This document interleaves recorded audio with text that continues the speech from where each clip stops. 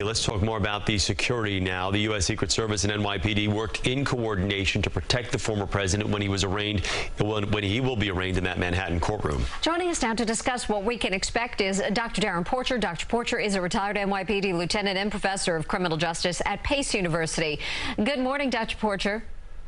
Good morning, Chris and Mary. Thanks for having me on as a guest. Now, what goes into preparing for a court appearance like Mr. Trump's, who will be in charge of NYPD? What about Secret Service? Can you tell us more about that?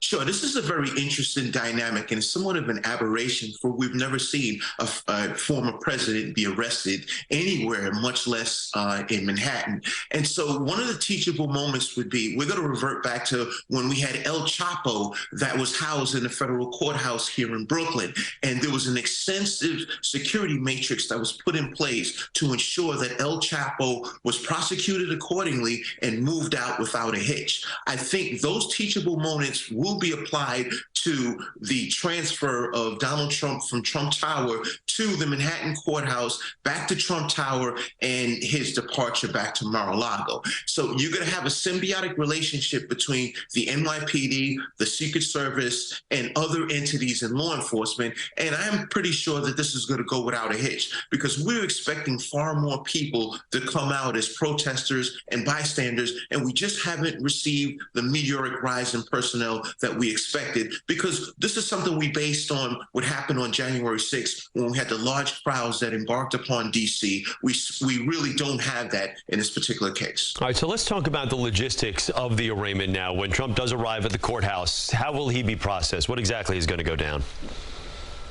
Well, the uniqueness with this particular situation is all court activities have been ceased. So we're not going to have additional defendants that will be charged today in court. So based on that, there's a wide range of motion that the court officers and law enforcement have in terms of bringing him upstairs and embarking upon the indictment, the fingerprinting, and the photography. So because you don't have that large number of people that you would normally have at 100 Center Street, it makes it so much easier. So in essence, I believe it's going to be a very seamless transition. They're going to bring him in through a side or a back entrance. They're going to bring him upstairs. They're going to commit to the photograph and the fingerprints. The indictment proceeding is going to happen merely with Donald Trump and the judge and court personnel and nothing else, and he's going to be out of there. So this is going to be one of the quickest indictments that has ever been processed in Manhattan criminal court.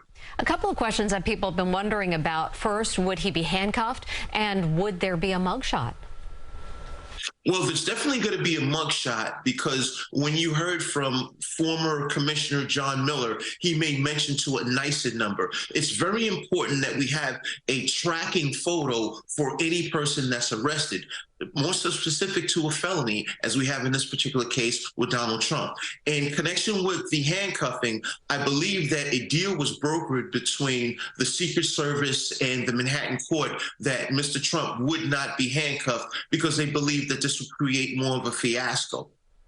Let me ask this, Doctor. He's planning to return to Florida right after his arraignment. He's got a speech scheduled for later tonight around 8 o'clock. His movements or travel, will it be limited? Will he have to, let's say, surrender his passport today, do you think?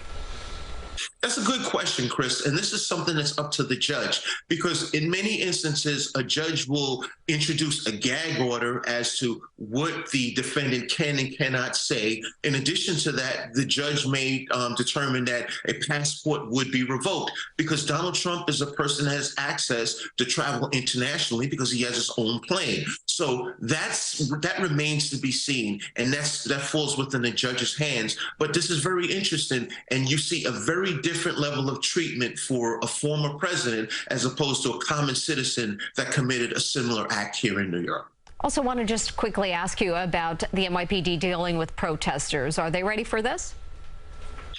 Well, of course, the NYPD is ready for this. And I give you an example. When we look at the New Year's Eve Times Square celebration, we have pedestrian pens. We manage millions of people, which is a very unique dynamic here in New York that no other city in the country manages. So the NYPD is fully prepared and capable to manage a situation of this magnitude. However, we didn't receive the number of people or protesters that we expected. So I genuinely believe that this is going to go off without a hitch.